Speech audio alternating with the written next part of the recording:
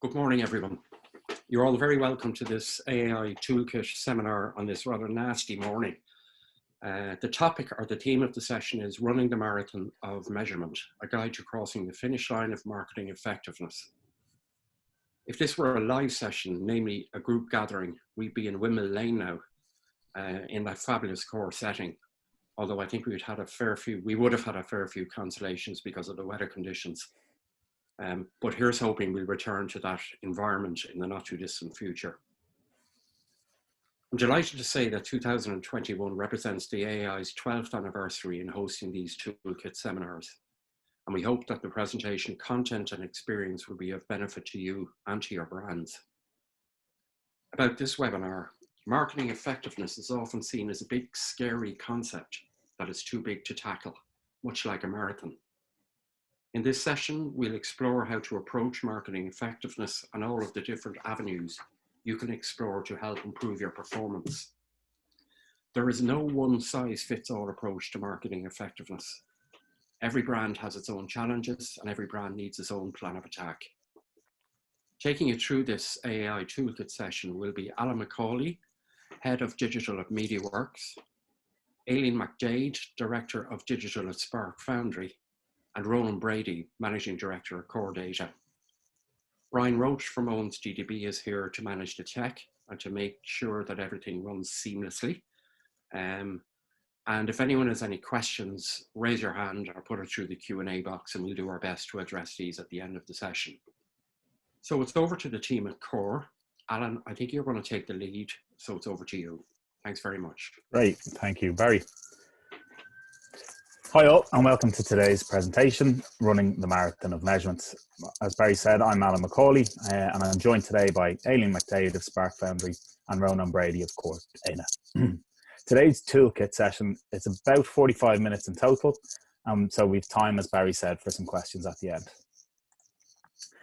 And today's presentation is called Running the Marathon of Measurement, and as the title of our presentation would imply, there's going to be lots of references to running throughout this. Across Core, we asked some of our clients about what they would like us to cover in this session, and the vast majority were looking for an overview of what their options were and when they should be using them. So today's presentation attempts to deliver on that. Measurement is a constant challenge for everyone, no matter what stage of it you are currently focused on, so we hope that there's something in here for everyone. So why are we making this comparison with running a marathon? Well, first of all, it's difficult to do, but as Barry said, everybody can do their version of it in their own time. And when you think of running a marathon, there are a couple of key ingredients you think of. Your fitness levels across a whole host of different categories. Your diet, are you getting the right fuel on board? The environment we're running in, the weather, the altitude, the route, the equipment you're using while running, and the plan that you have to train for it and to complete it on the day. And of course, none of these elements exist in isolation. They're all interlinked and they all affect each other. And all of these elements play a part and contribute to what is referred to as your running economy. And your running economy is much like your marketing effectiveness. You can't just do one element of your running economy and expect to complete a marathon. You need to look at all of the elements and identify where the opportunities are for improvement and the essentials that you need to have in place. So today we're going to take a look at some of these things you can look at to improve your marketing effectiveness. I'll begin by looking at the basics in the couch to 5K. I will take a little bit of offense in getting this section, but I also know in a real marathon, Aileen and Ronan would wipe the floor with me and my dodgy knees, so I'll forgive them.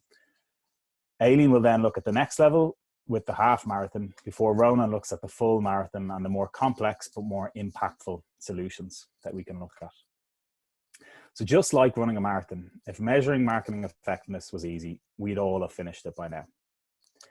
And if you find marketing measurement is easy, the chances are you're answering the wrong questions.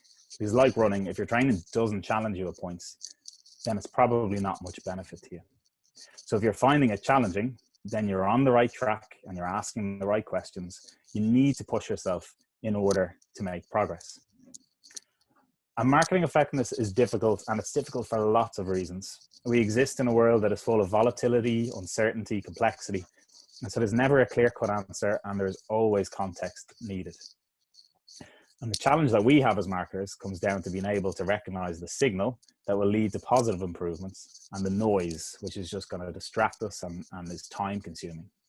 So marketers need a toolkit to separate this signal from the noise, to be more confident in their decisions and to be able to provide evidence that their marketing is giving a return on investment or is having an effect. And the acid test of any tool or advice is ultimately, does it explain a causal impact? Is it actually pushing your company forward, or is it just a correlation that's weighing it down? And correlation is a really important word, and it's a really dangerous word when it comes to marketing. And it's for this reason. An example of a misleading correlation is shown here. So this chart might imply that by increasing my consumption of mozzarella cheese, it increases the likelihood of me receiving a doctorate in civil engineering. Now, I know that these things aren't connected, but it just highlights the issue that we have with correlation versus causality. So Ronan will go a bit more in depth into this later on and explain some of the ways we can overcome that. But one statistic that we can relate to, however, is that out of all the people who commit to doing a marathon, only 70% actually make it to the start line. And that's because life gets in the way. We can prepare for this by getting the basics right, by knowing what we want to achieve and by having a plan to achieve it. And your likelihood of getting to the start line then dramatically increases. You wouldn't dream of starting a marathon without doing some training first. And the same is true for marketing analytics. You need to start with the basics and then work your way up. You don't stand tummy against the ticker tape and discuss how light your new runners are if you don't know how to lace them up. And these lads on race day are crucial. These are called pacers, and they allow people to have a plan and a benchmark on race day. And that's exactly what you need as a marketer. You need a realistic goal and you need a plan around that goal. So marketing science is our pacer really, and it gives us our benchmarks and helps us to plan and achieve our goals and to test ourselves against the market. So in order to get off the couch and go out for a run, there's some things you need to know. You need a sense of your own fitness, a general route planned out before you go, some decent gear. And it's the same with marketing. Before we go running, the first place to start is take a step back, understand what your current limitations are, and to assess your market. Understanding the buying patterns for your category and what you're up against is essential before we can start to plan. So when it comes to getting your brands picked on packed shelves or online, we need to understand what we are up against. There's a famous formula in marketing science called the Dirichlet model of repeat purchase behavior. And while it doesn't necessarily roll off the tongue, it's really rigorous and robust and gives us an insight into marketing buying patterns. And what it tells us are three broad truths that you need to understand for your market or your category.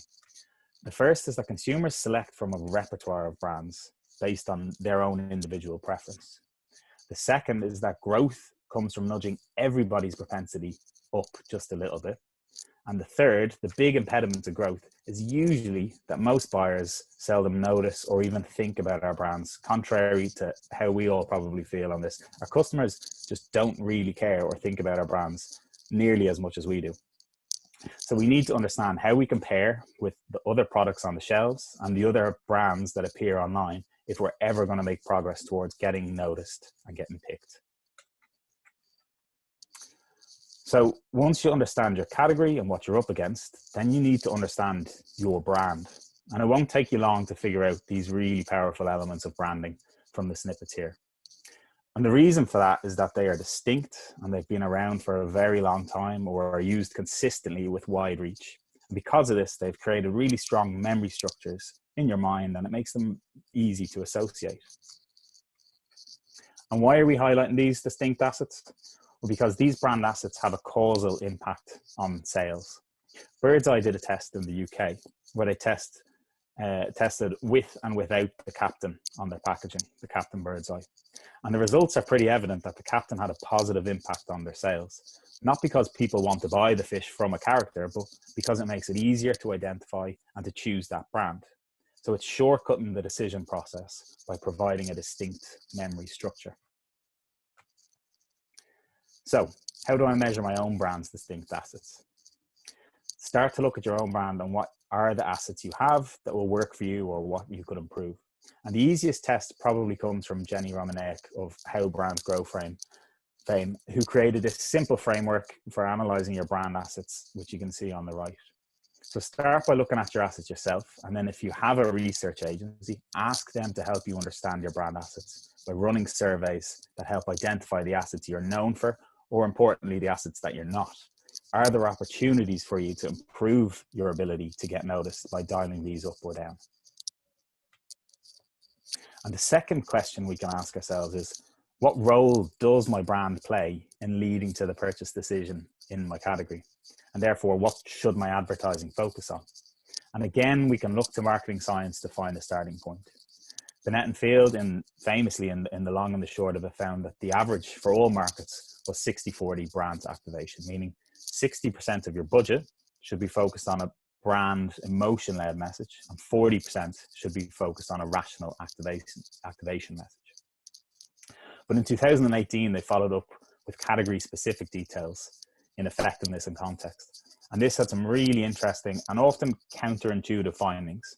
If you operate in a category that has a more rational consideration cycle, a more considered purchase, if there is more online research associated with your category, or more market concentration in general, then upweighting brands to varying levels was essential.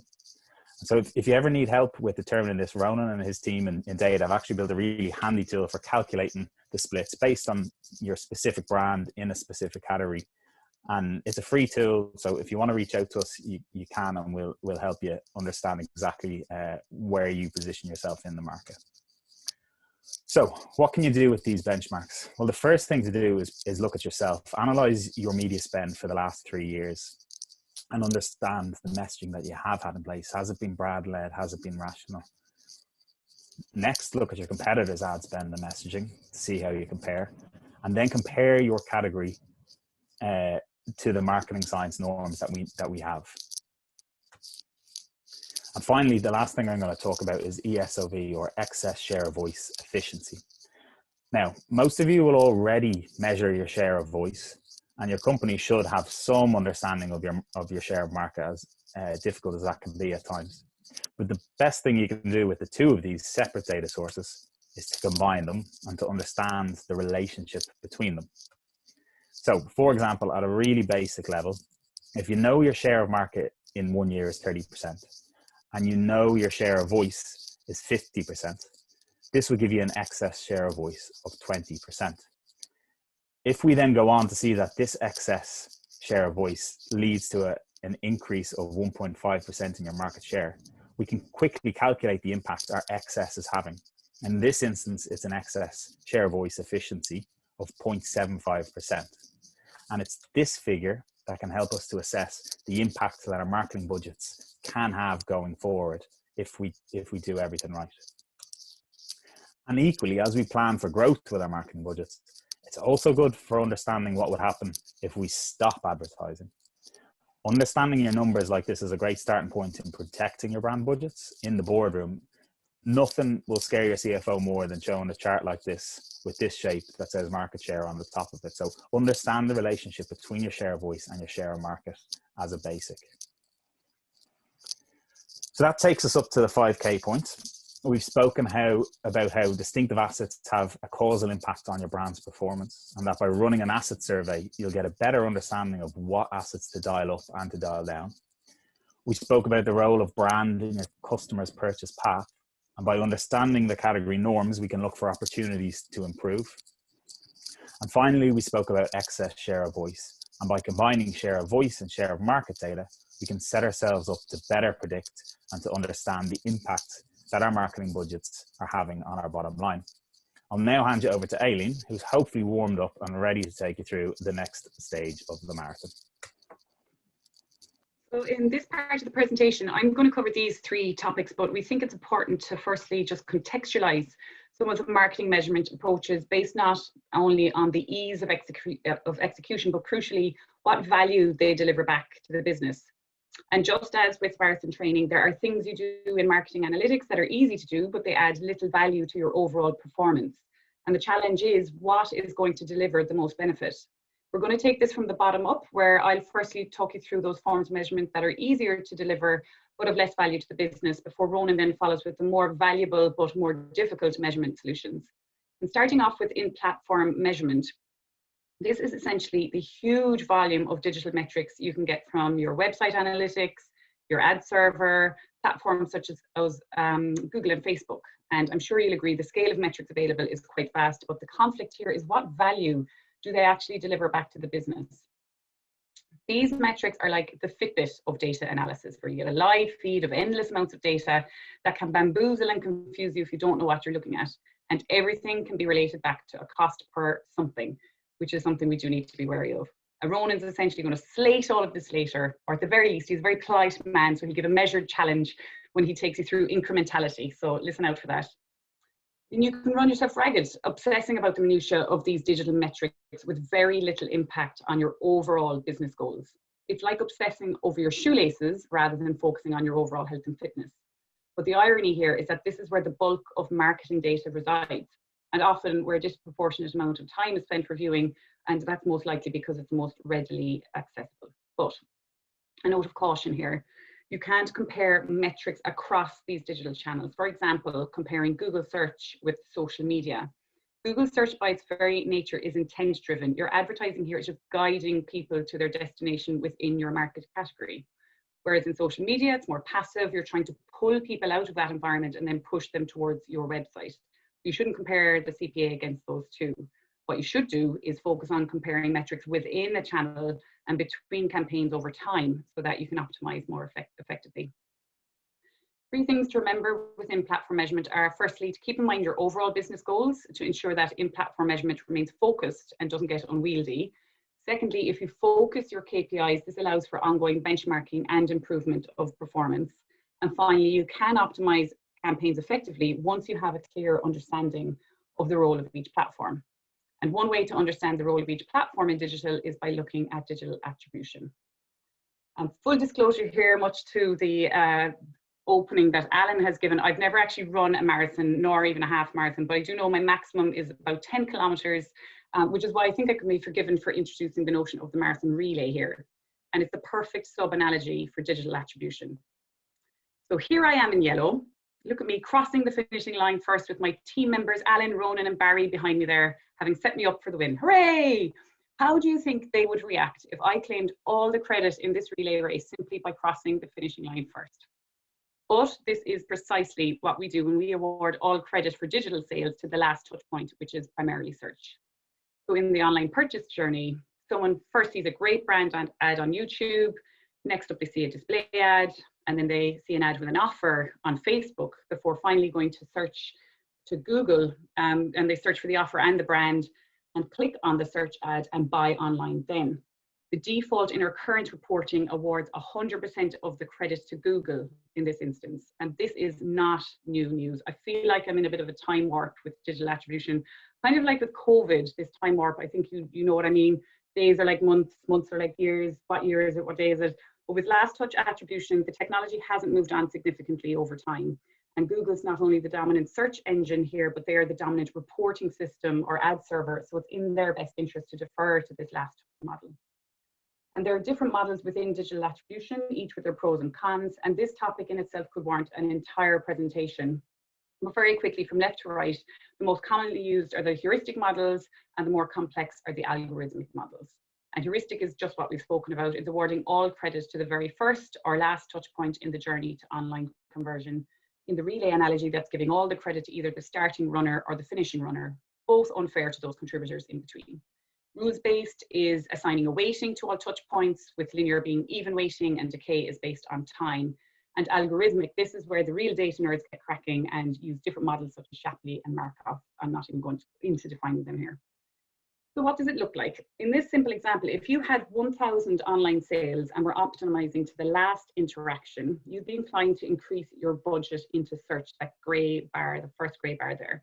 But simply by comparing this to a different view with first interaction, you can see there's more going on here. You can start to understand if in fact your brand focused display is contributing to a sale that converts by a search. There are some watch outs with digital attribution, however.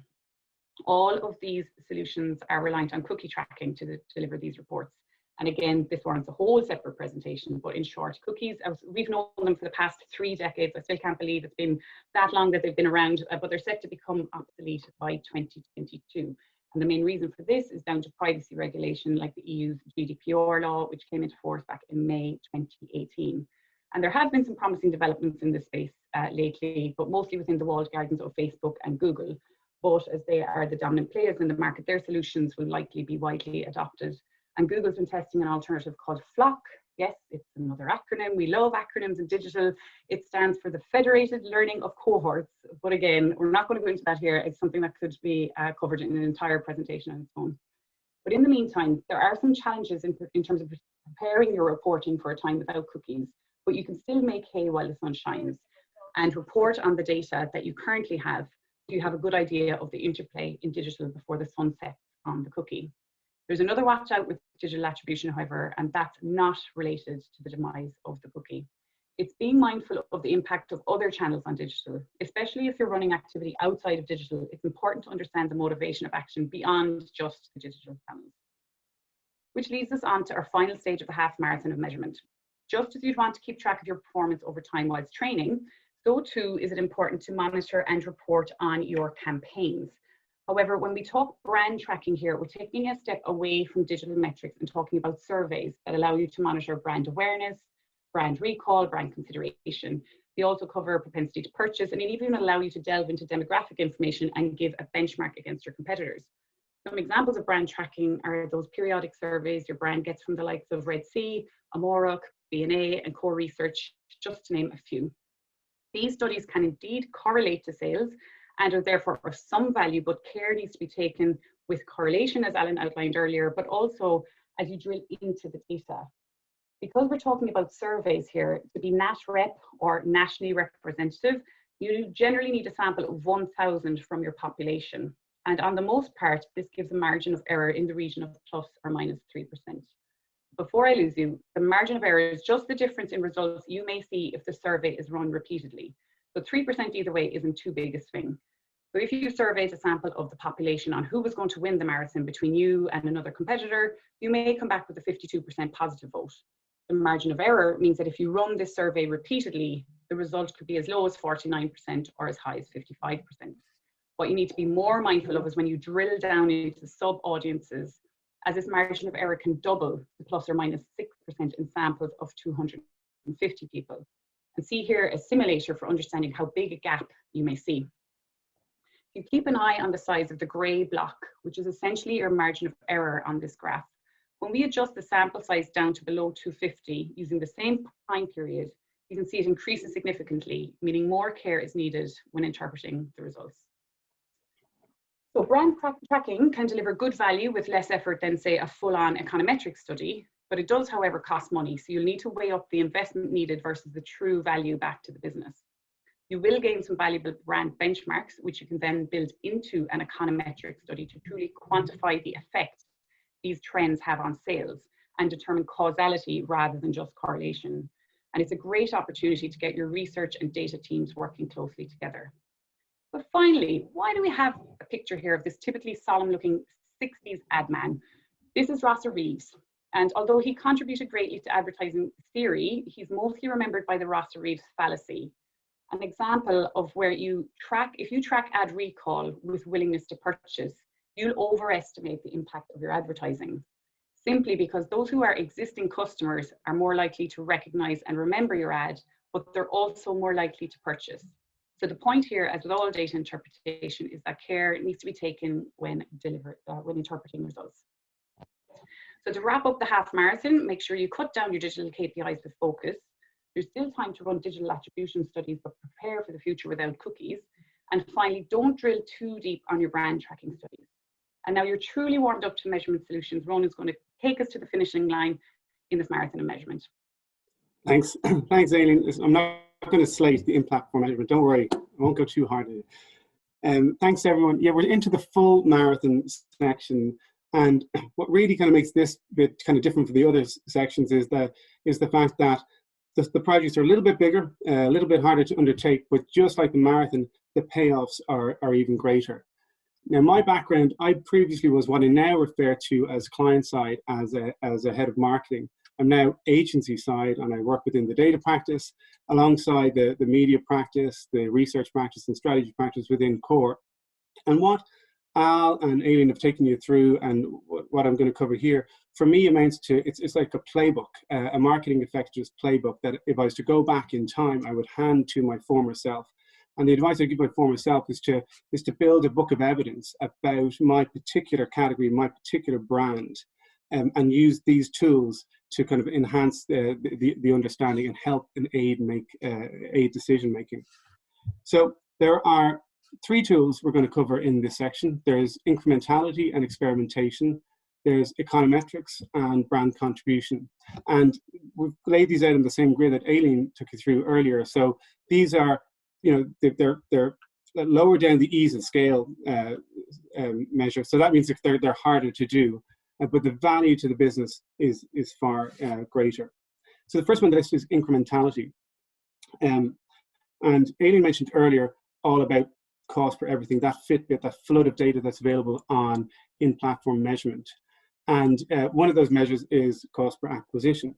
Now, I'm not going to slate it. I mean, all those metrics are still hugely valuable. They're really important to track over time and compare. There's just a few watch-outs. And the first one is just being really clear on what, in fact, that metric is measuring. And cost per acquisition, it's measuring an association. It's measuring those who received an ad impression and those who also bought the product. Now, what you're actually trying to get to is a cost per incremental acquisition. And that's a measure of causation. It's those who bought because they saw the ad impression. So how does this play out? So this example here is what we call the audience optimization fallacy. So let's say you're running 2 different campaigns. One campaign, you're targeting the blue people, and that's a retargeting campaign. And you're targeting abandoned carts, so people who went to the website, went to the checkout, and then left without purchasing anything. You can also have the option to target this red audience, and that's an affinity audience. So you can choose an audience on the Google or Facebook platform who have a high intention to buy your particular product in your particular category. And you don't know which of these is going to perform better. So you allocate €100 of ad spend to each of them. And then let's see how this plays out as to how you would measure and evaluate it under typical circumstances. So with the blue campaign, after you've run it, there are 8 people who went on to buy after being exposed to the campaign. And that gives you a CPA of €12.50. On the red campaign, after you've run it, 5 people go on to buy after being exposed to the campaign. And that gives you a CPA of €20. So if you're evaluating it just on these measures here, you'd favor putting more money into the abandoned carts campaign and taking it out of the affinity campaign. But let's evaluate this now with an incrementality approach. So if you were to look at the blue campaign and you were able to identify what those incremental buyers are, so those who bought because they saw the ad, that might identify that there's only 1 incremental buyer within that pool of 8. That gives you a cost per incremental acquisition of €100. The red campaign, so in that case, you might be able to identify that 4 people actually went on to buy because they saw the campaign, and that gives you a cost per incremental acquisition of €25. So looking at it like this, you're going to conclude, I want to put more of my budget into the affinity campaign. So why might you get that discrepancy between the two? And I'm not saying that one campaign or one tactic is better than the other. You just can't evaluate it just by looking at it through this lens. But it might be the case that your abandoned cart, that audience, they're already very bought in and invested within your brand, and they were already far down the path to purchase. So there's very little headroom for growth in terms of getting incremental buyers. And it might be the case for the affinity audience that you're reaching new buyers that wouldn't otherwise have bought your brand. They're already down the path to purchase, but you managed to shift them over to a conversion on your site. So that's how it might play out. So an incrementality test, or it's also known as a conversion uplift study. How does it work? You might have seen, these have been around, these kind of A/B tests have been around for years, but in the past they were hard to set up. They had to be manually constructed. And with the advent of programmatic platforms, the machine learning algorithms tended to skew the results quite heavily. That kind of meant it was impossible to run an A/B test on a programmatic platform. Now we're in a position where these tools and these experimentation tools are built into the programmatic platform. So it takes full account of the machine learning algorithm. So how would it work? let's imagine you take one of those campaigns and you want to evaluate it. So take the retargeting campaign and abandoned carts, and you allocate one, we split that audience into a test group and a control group. So the test group are going to see your ad and receive an ad impression, and the control group aren't going to receive it. We're going to track their, and we're going to track their performance. At the end of the campaign, you then evaluate the two audiences, the test audience and the control. And the test audience might show that they got 3 conversions. And when you look at the control, you find out that there was 1 conversion within that group. So you simply take one from the other, and you find that you've got a 2 conversion uplift from running the campaign. And that's how you measure the uplift. So this tool is available on platforms like Facebook, and now, as of Q4 of last year, Google have introduced it into their display and video 360 campaign. So it's certainly something that's well worth doing. And also with the demise of cookies, these walled garden type platforms are well positioned to be able to continue to provide this type of more technical measurement system. So what I've described there is it's a randomized control trial. It's the gold standard of trying to measure causation or causal impact. And it's the workhorse of the scientific method, and it's used within medicine and all fields of science. But what if you want to measure other channels? The problem with this one here, the challenge is it's only restricted to particular digital channels. And as marketers, we want to look more broadly.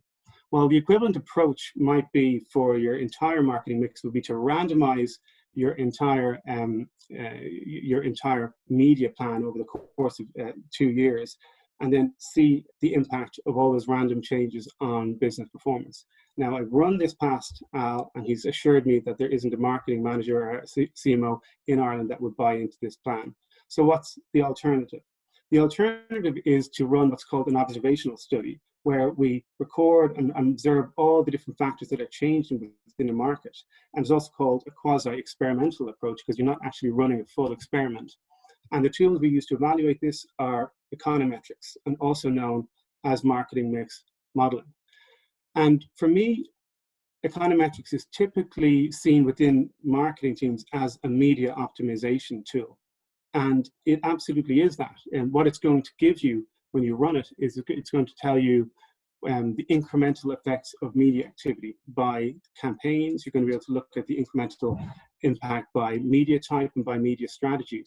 It's also then going to give you the ability to evaluate media on a level playing field. So the real advantage of econometrics is you're applying the same technique for evaluating incrementality or attribution for each of your different media types, both digital and offline.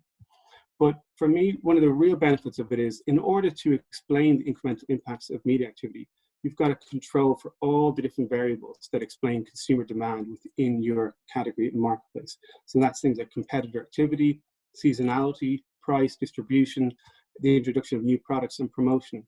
And when you know this, you've got this really rich statistical model that explains your market. And that's something that can help drive strategy and decisions, not just for the marketing team, but for the wider commercial part of the organization.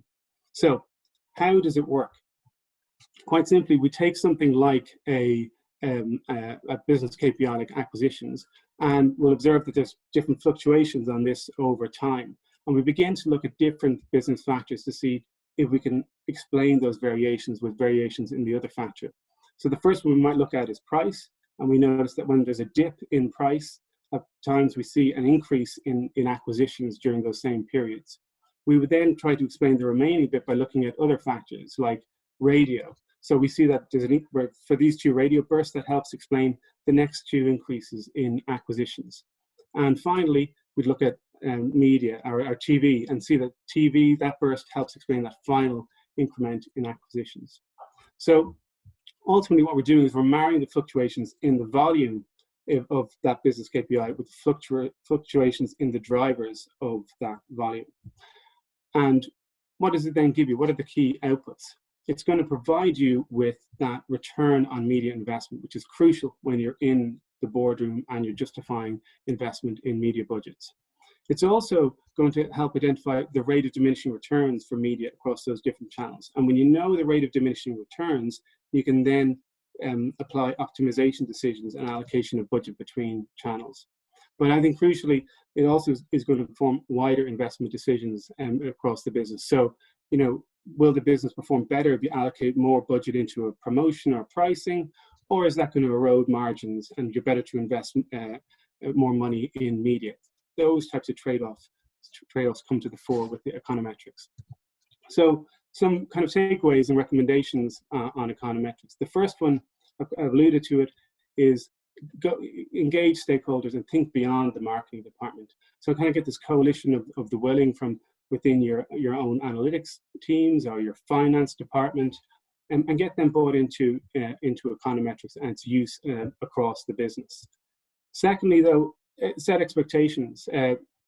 Al talked about the fundamentals of the market. So if you know the fundamentals of the market, and perhaps you're in a stationary established market, and the role that marketing is playing there is maintaining the brand and maintaining the market share, well, econometrics is going to unpick and show the short to medium term increases in and return on investment. So although it'll show you return on investment, it won't capture the full ROI, the long-term ROI.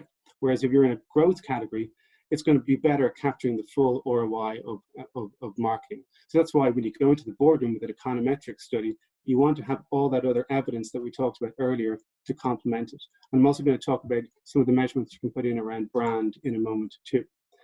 So the third recommendation is you can't spin gold out of straw. So it's really hard to do an econometric study and to create this full demand model if you don't know the prices that you had for the product over the course of the year, the level of distribution that you had, what your competitors' prices were, and what PR activity you might have had at different times within the year. When you have this, these can all be built into the model. But I can't remember what happened last week, let alone last year. So when you go back to unpick these, if you haven't been capturing them systematically over time, it's very hard to then gather them for an econometric study. And it can often put marketers off actually embarking on an econometric study because they have to do all this kind of legwork. So the recommendation here is to begin building that data set, get the data in order and have it on a platform ready to do this type of econometric study. The fourth recommendation is model quality. So when somebody does present you with an econometric study, they'll often present you with the R squared and say, well, it's got a high R squared, which is kind of a measure of model fit. And that's good. It's good to have a good R squared, but there's other measures within an econometric model, and particularly something called the standard error. So the standard error of the model helps determine how well it's going to fit what you're trying to explain. So an example of the standard error is if you're trying to explain sales and you've got 100 sales per week and your standard error is 10 sales, well then the model is going to vary by 10 sales in any of its predictions. But you've got to also understand the standard error of each of the different channel contributions. So the standard error for TV, for radio, for digital, because when you understand that, you'll know how well you can use the tool, the econometrics tool, for things like optimization. And one of the flaws we see is people just take an econometric model, put it into an optimization tool, and don't really understand how robust the model is itself for that purpose. So that's econometrics. And as I said, sometimes it doesn't capture the full contribution of the brand. So how would you go about capturing a brand contribution? Well, you would embark on something called a brand contribution study. And at a high level, a brand contribution study is trying to unpick every aspect of brand's contribution to the business, from its impact on employee satisfaction, its impact on engaging with stakeholders, whether that be across the political spectrum and in terms of policy within your marketplace. But where we zero in is the brand's contribution to willingness to pay, so consumers' willingness to pay for the brand. And there's a study we can do there called a discrete choice experiment. And what this does is it helps reveal people's preferences for the brand. Now, this is in contrast to asking people, how much are you willing to pay for our brand? How much would you be willing to pay to choose our product? Instead, what we do, or what can be done, and I know the practitioners have the same service, is we present participants with a range of different options. And this is presented either through a survey or in a laboratory style experiment. Typically, it's a survey. So in this case, you're running a marathon, you need these hydration tablets. You've got options across Boots and other brands called High Five and Science and Sport that are perhaps more established within the category. And you're the brand manager for Science and Sports, and you want to know what's the willingness to pay of Science and Sport versus the Boots brand. So what we do is present participants with these options and different prices and different product descriptions, and we ask them to choose one. Then what we do is we shuffle them all up, we randomize them, and we ask them to make another choice. And we do this several times, and then we do this across about 1,000 participants within the survey. And what this then gives us is we can measure quite precisely the willingness to pay for one product versus another product based on the brand alone. Now, what we can then do, we calculate what we call the price premium for the brand. So in this case, it might be that there's a €1.23 willingness to pay for your brand versus the non-branded alternative. You can also then calculate what the volume premium is. So if you hold the prices fixed, what volume are you getting from your brand? And what that then allows you to do is to estimate the cash flows for the business that are attributable to the brand. And when you have the cash flows, you can apply what's called a net present value to it to establish the current value of the brand asset for future cash flows. Now, I'm after throwing out a few financial terms there, cash flow and net present value.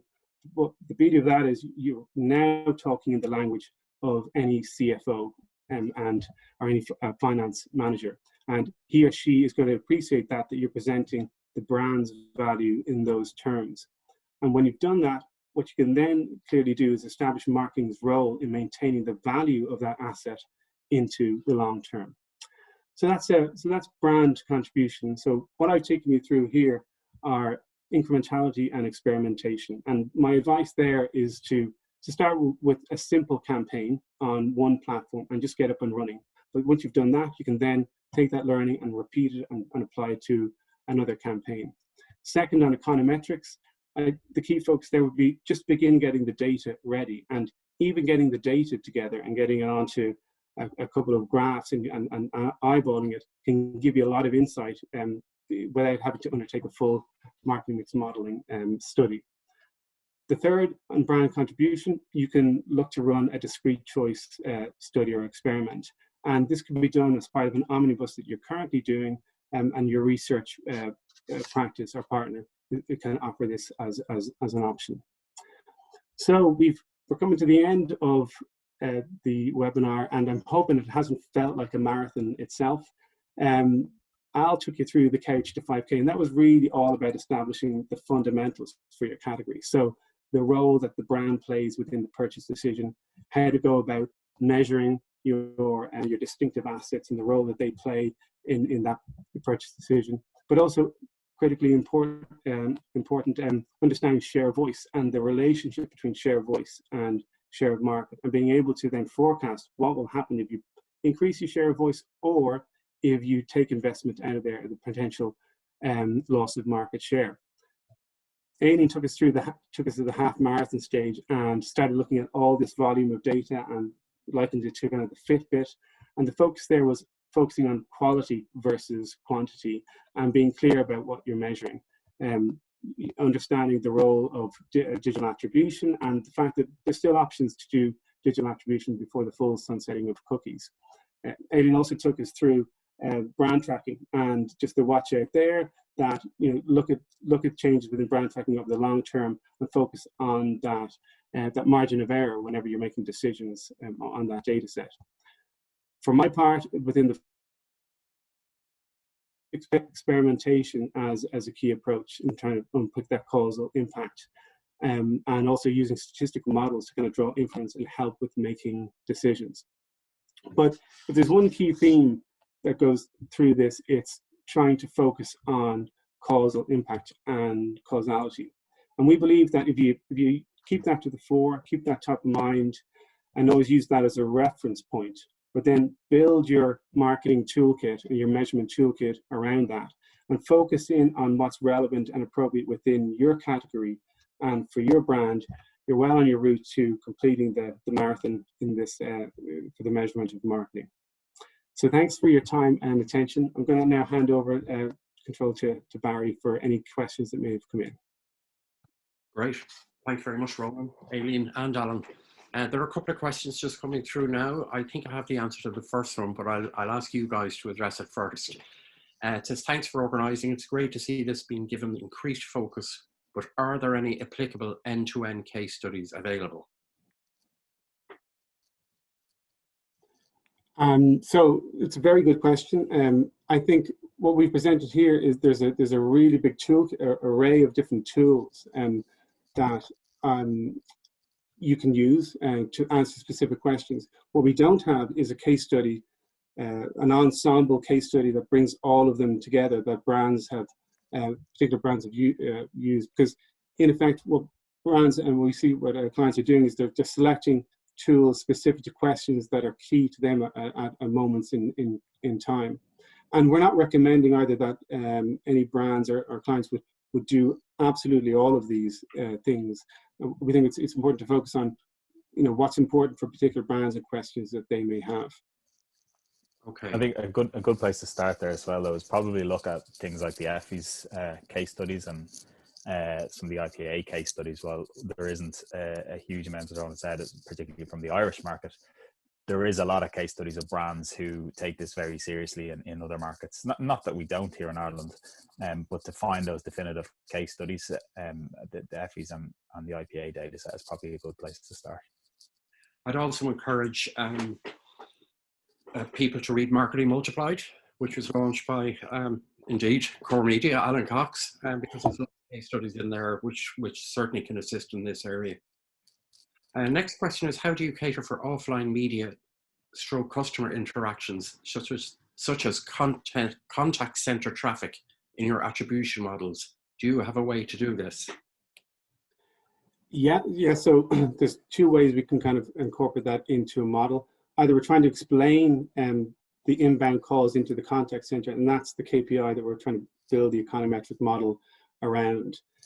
So all the factors will be judged to get, your spend or your pricing will be judged against how well they explain the volume of calls into the contact center. If you're trying to explain how the contact center calls explain something else, which might be some later sale later on down the funnel, there's also an approach we can take to that. It's an approach called structural equation modeling, where we link one business KPI to another business KPI. Okay. Yeah, and I think to add to that as well, start with seeing the platforms that you're currently using. Do they connect from a CRM perspective? So things like analytics or Google Analytics or any of the other big tech providers when it comes to analytics and CRM, a lot of them have plugins. So to a varying degree, yes, you can consider them as part of their attribution, but it's about understanding your current tech stack and what is able to plug into what. But there are some pre-made solutions there that you can start with. But it sounds like that's quite an advanced question to understand customer contact as an attribution point. Yeah. Okay. Question just in from Michael Dargan, which is a question I was going to ask as well. Michael from AIB, should effectiveness and return on investment be owned by marketing or by finance? How can an organization ensure independence in model creation and interpretation as outputs are used to set budgets and mix? It's a very good question. It's a very, very good question. I think that's kind of speaking to the point I was making about engaging stakeholders across the business when you embark on an econometric study. I think if the marketing team just rock up with the output of an econometric study and say, listen, we've had this stamped and it's giving this ROI, I think you're going to have skeptical heads within the business. And within any econometric study, nearly the first point of call is the finance team to say, well, how do you measure profit within your business? How should we, what other factors do we need to include in the model before we begin to layer the marketing contribution on top of it? So I think, Michael, in answer to your question, I think it can be either, but you definitely have to have each of those stakeholders engaged within it. I've also noticed that sometimes you'll have the opposite, which is you'll have an internal department try to explain demand or create a demand model, and they're not have included any of the marketing inputs. and they can kind of explain, and that's going to create a bias model as well. So ideally, everybody's talking to each other and everyone's on the same page. I know that's a lot to ask, though.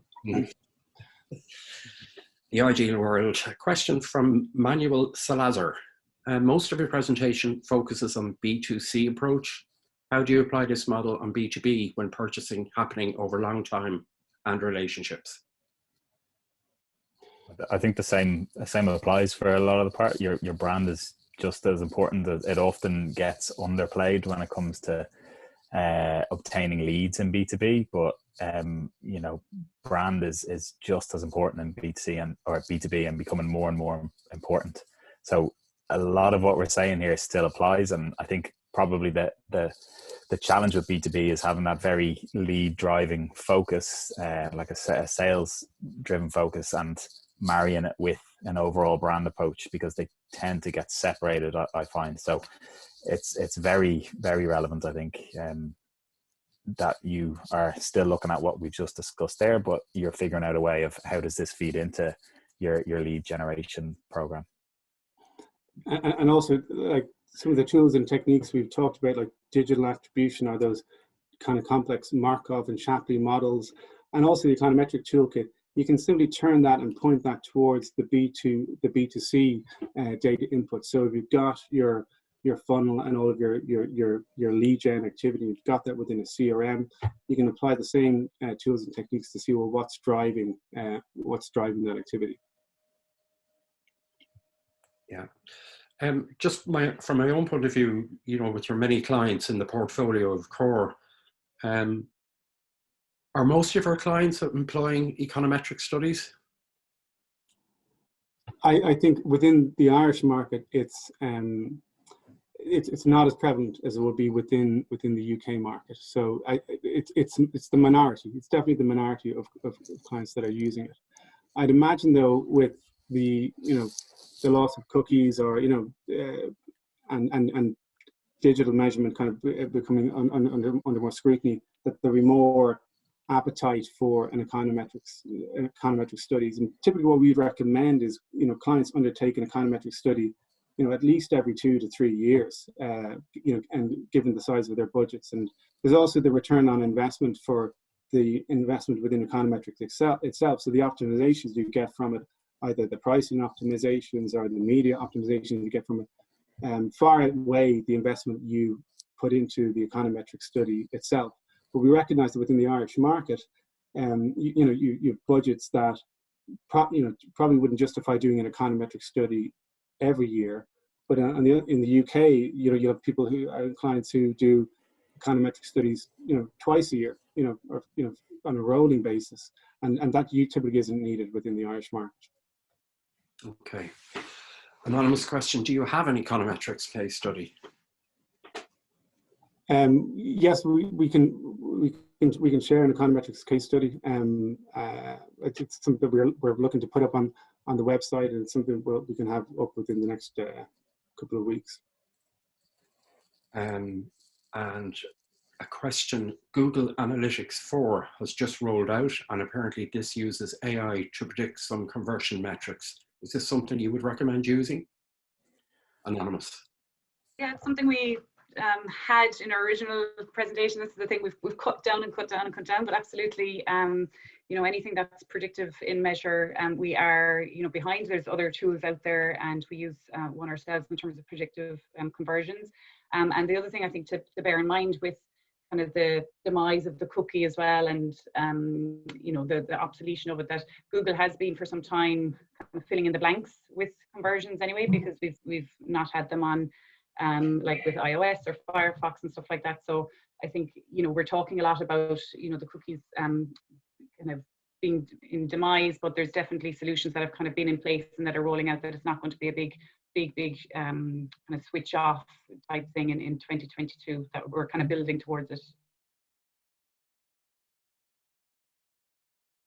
I think when we were last Friday, full presentations from each of you, you, Aileen, Alan, and indeed Ronan. Ronan, you mentioned a point, and I think you touched on it as well, Alan, about building a book of evidence, trying to get all that data together in any one organization. Surely that's a problem of leaving jobs all the time to try and keep that data coming in. Do you find that that's an issue? Yeah, I think well, there's two aspects to it. There's kind of having the raw data and having that kind of correctly tagged up and in a database or a dashboard that you can then more easily go in and model. And then the book of evidence would literally be like it's a document which is saying, like, we've done this study, this study, this study, and here are the findings that we've taken out of it, and here's how we've applied it within the setting strategy within for our brand. And that book of evidence is something you could continually come back to, question the assumptions within it, and begin to build and build and build. And when new evidence comes in from research, from other factors, you're then cross-referencing that with what you've got within your book of evidence. So I kind of see it as a living, breathing document that you would have, that you could then pass on to, whoever your successor is within role that they'd have coming into the team. Yeah, I think to add to that, I think we all have a responsibility to stay up to date with whatever research is coming out and is adding to that playbook. For all marketers, I know it's something Alan Cox talks quite a lot about the idea of continual learning. So we all have a responsibility as an agency and as marketers to stay on top of that and inform the rest of the companies that we work for about these new findings, because if we're getting turned down in the boardroom about budgets and stuff like that, the responsibility is on us to make that case. Yeah. Guys, I'm going to finish here. Just to say thank you so much to Alan, Aileen and Ronan for the effort you've put into this presentation. It really is fantastic.